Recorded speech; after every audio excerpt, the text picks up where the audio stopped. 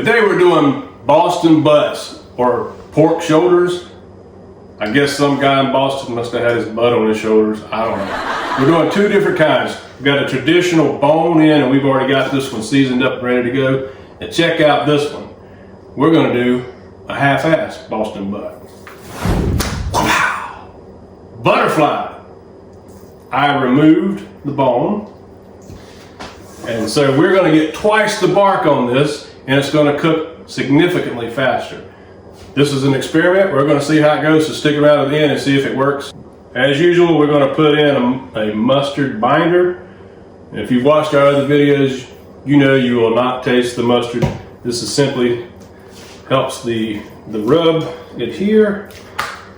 And we're gonna put this on the big green egg at about 275. We'll get it up to about 165, 170. And then we will wrap these babies to keep them nice and juicy. We want to go for 195 to 200, and that's when it'll really pull apart. Look at this, twice the surface, twice the bark.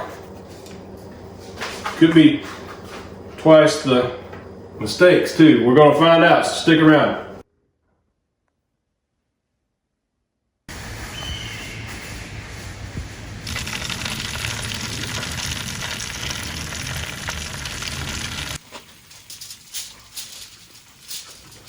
All right, we have got it the temp to about 170, so we're going to go ahead and wrap this thing so that all the juices will get in there. We'll get it about 195 to 200. Come back and check on it in a couple of hours. But what do you think? How's it looking so far? This is our butterflied Boston butt. It used to be folded over this way. I think it's looking pretty good.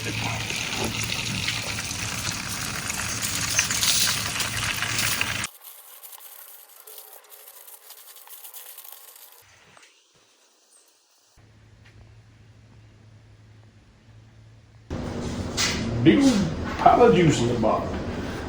It's juicy.